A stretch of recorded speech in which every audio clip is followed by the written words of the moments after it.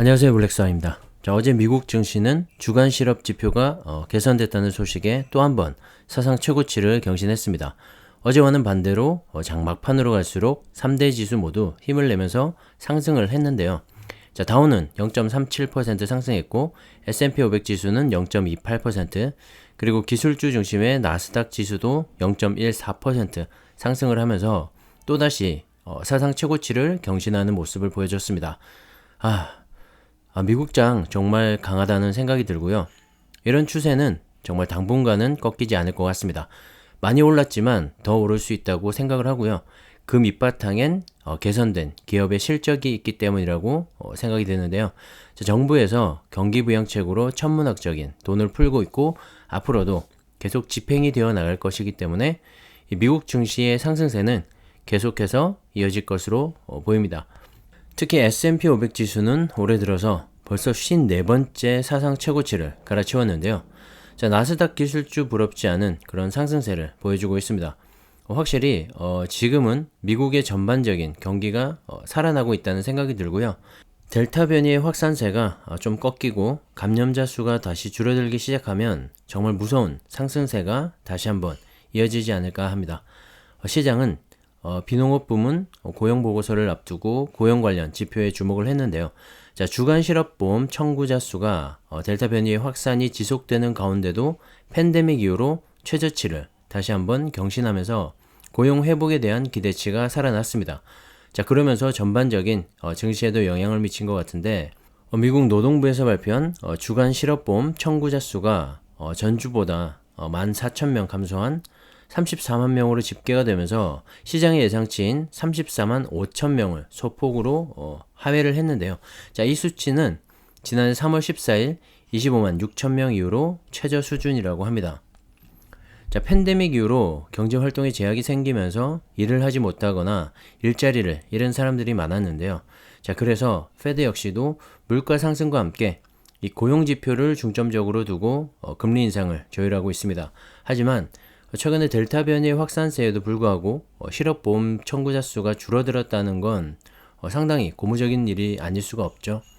자, 코로나가 경제 활동을 위축시키고는 있지만 그 강도는 점점 더 약해지고 있다는 말과 같기 때문입니다. 정말 위드 코로나 시대로 접어들고 있는 게 아닌가 하는 그런 생각이 드는데요. 자, 백신 보급이 늘어나면서 코로나로 인한 사망보다 그냥 감기 정도로 앓고 넘어가는 수준으로 인식이 되면서 사회 전반에서는 경제 활동에 대한 의지가 늘어나고 있는 것 같습니다. 자, 보시는 그래프는 미국의 코로나 신규 확진자 추이인데요. 자, 1월 초에 하루 30만 명이 발생하면서 최고치를 찍고 하락세를 계속 이어왔습니다. 하루 3,000명 이하까지 확진자가 줄어들기도 했는데 최근에 이 델타 변이 확산세로 인해서 미국에서는 하루 확진자가 28만 명까지 늘어나기도 했습니다. 우리나라 같으면 상상도 못할 일일 것 같은데요. 자, 미국은 이런 코로나의 재확산에도 불구하고 경제 활동에 미치는 영향력은 점점 더 줄어들고 있는 것이죠.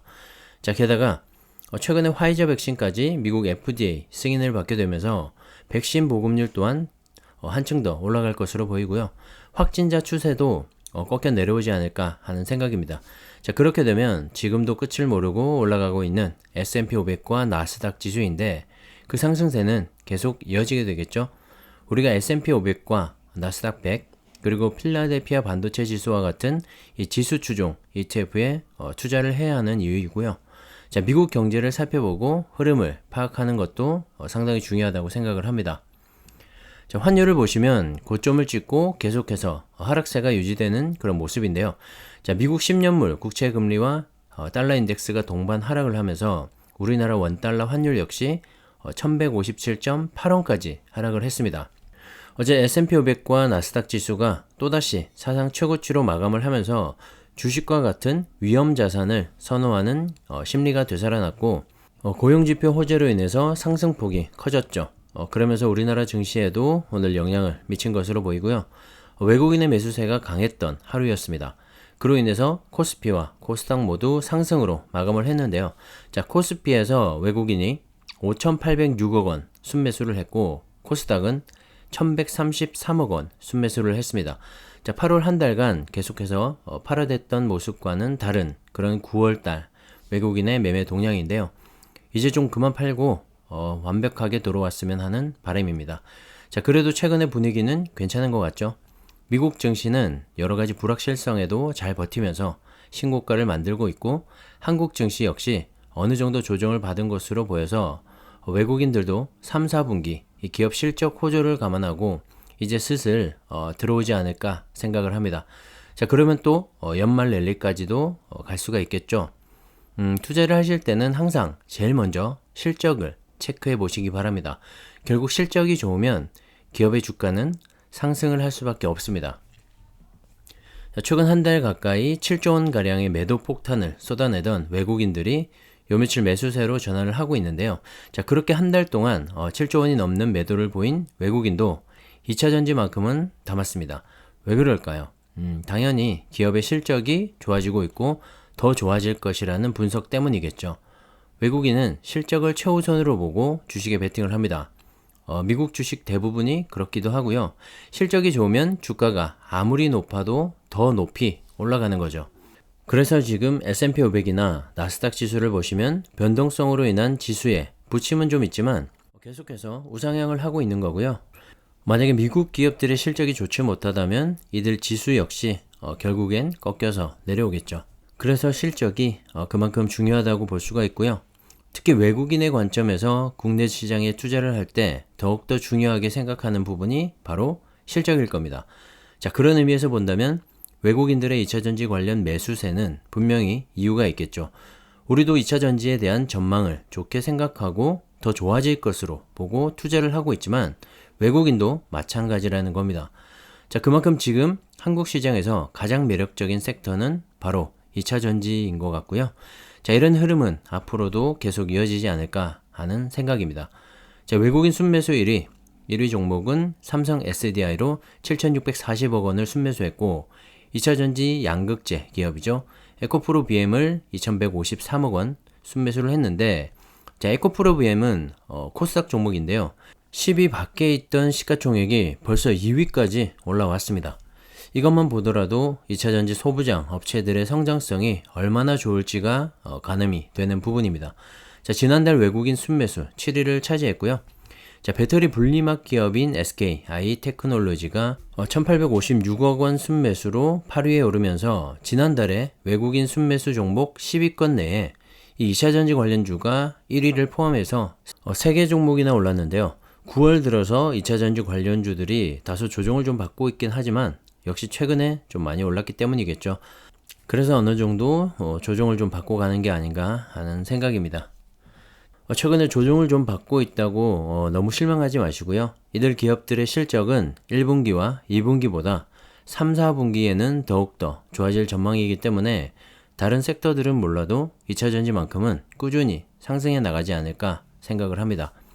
자, LG화학을 비롯한 SK이노베이션, 삼성 SDI까지 국내 배터리 3사를 비롯한 국내 2차전지 관련주들이 오늘은 다시 반등을 보여줬는데요.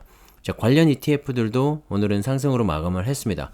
자, 주가라는 게 오르기도 하고 내리기도 하는데요. 자, 장기 투자를 고려한다면 앞으로 이 지속 가능성을 먼저 봐야겠죠.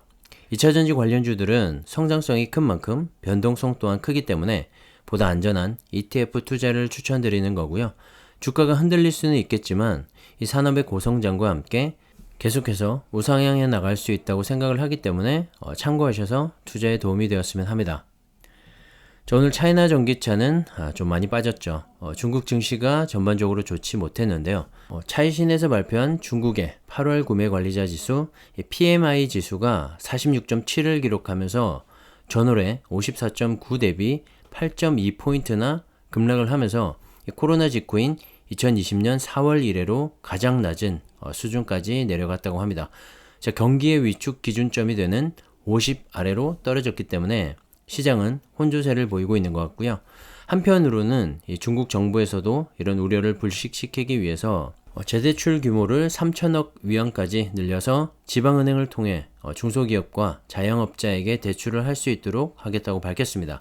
이런 중국의 경제지표 부진이 오히려 이 중국 정부가 경기 부양에 나서게 되는 시발점을 만들어줄 수도 있다는 기대감도 함께 존재하기 때문에 최근의 증시는 혼조세를 보이면서 주가는 지지부진한 흐름을 보여주고 있는 것 같습니다. 자, 그리고 최근에 중국 정부가 플랫폼, 교육, 게임 등 다수 산업에 대한 엄격한 규제를 가하면서 중국 투자 심리가 좀 위축이 되고 있죠. 자금 이탈의 원인이 되기도 했는데요. 자, 중국 시장에 투자를 하실 때는 좀 더 신중하게 판단하셔서 투자를 하시기 바랍니다.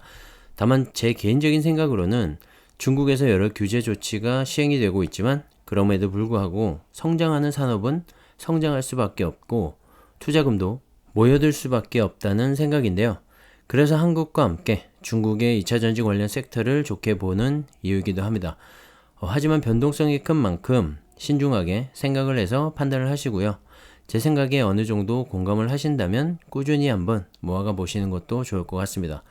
하지만 절대로 한 종목에만 몰빵하는 투자는 하지 마시고요.